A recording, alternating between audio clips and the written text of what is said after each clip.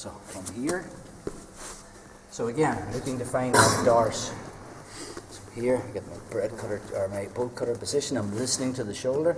Curl makes that frame across my hip, so it makes it difficult. That was our main. That hip block was one of our main defenses against the dorsal, the bravo choke. So from here now, there's a massive space on this side. So now this gives me the opportunity, because people get confused in the difference in the dorsal and the anaconda. They're both arm triangles. The dorsal enters at the armpit with the junction on the neck. Okay.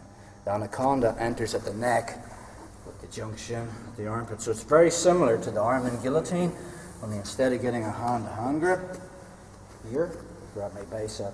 So it's kind of similar to the dorsal. So I move to north side. A couple of ways of finishing this. So from here, I want the contact of my bicep on his jugular. Okay. I'm using my shoulder to push his shoulder. Okay. My right shoulder pushing his right shoulder into his other jugular. So from this position, as I sit through, I'm going to tilt Carl on the side, and then from here I'll walk towards his legs. Again, flexible people, sometimes you'll not get this, so I need to snag his leg, possibly both legs, and then I'll just hip in.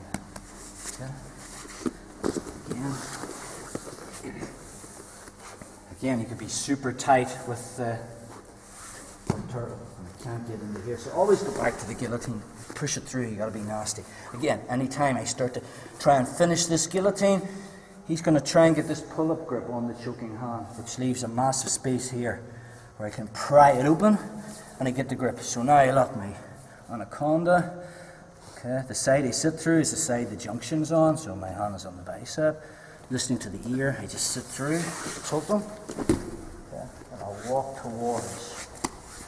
Again, if I haven't got the tap, sometimes you haven't got that contact, the snugness that you need, I'll just look to snag these legs.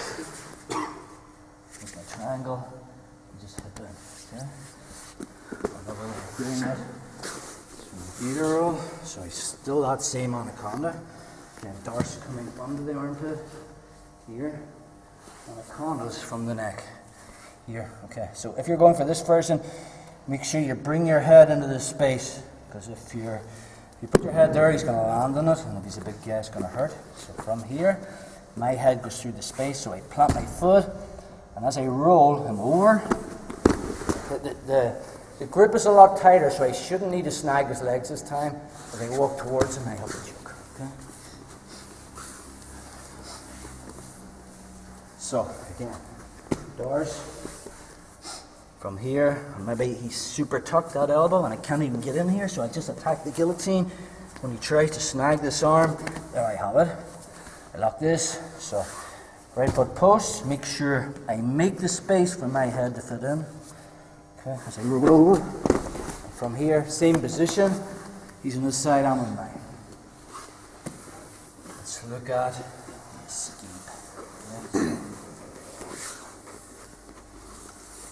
So he goes for that dorsal, then switches to the anaconda. Again, I was still making that block. Okay, I can't let him roll me. If he rolls me, it's very late.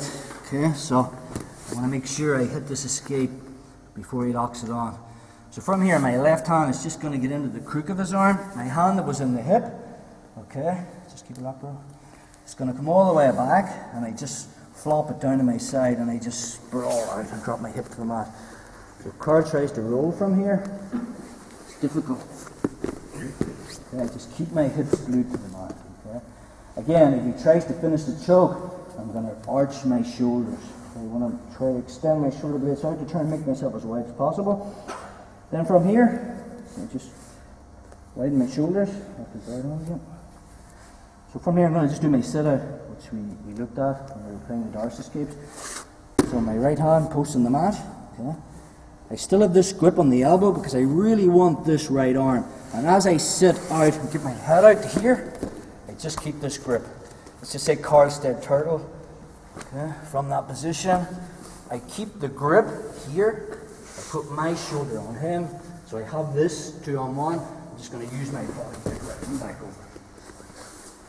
Okay. So sometimes you'll tilt them in the escape, or sometimes you might need to keep control of that arm. And even if you haven't got the arm, you can just spin to the back or whatever. Nothing's cast in stone. So he looks for the doors. Okay, and you make that hip lock. He switches to the Anaconda. Before he either sits through or rolls me, the first thing I do is my left hand just finds the space in the crook of his arm.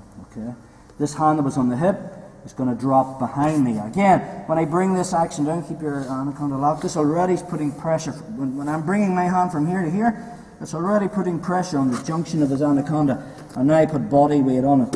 One, that helps put pressure on the grip, and two, it stops him actually rolling me. Okay. So again, you might try to finish from there. I widen my shoulders, and when the moment's right, I'm going to plant my right hand on the mat, and I do my wrestler sit out to here. Okay. My left hand's still got that grip. Right hand gets a 2-on-1. I'll use my left shoulder to smear across. And now, I need my side control. One more time. So I make the hip lock when he goes to that doors. Okay, and from that position, I get the grip, and I just flop my hips to the mat. Okay. When the moment's right, I post my right hand on the mat. This is the one that's shoving up. As my left foot sits out, and my head is driving into his lock to break that grip. I still have the grip here. Right hand grips. I'm using my left shoulder and my head to drive card all the way back. Okay, so that's our Anaconda escape. Super basic, but high percentage, which is what we want. Okay?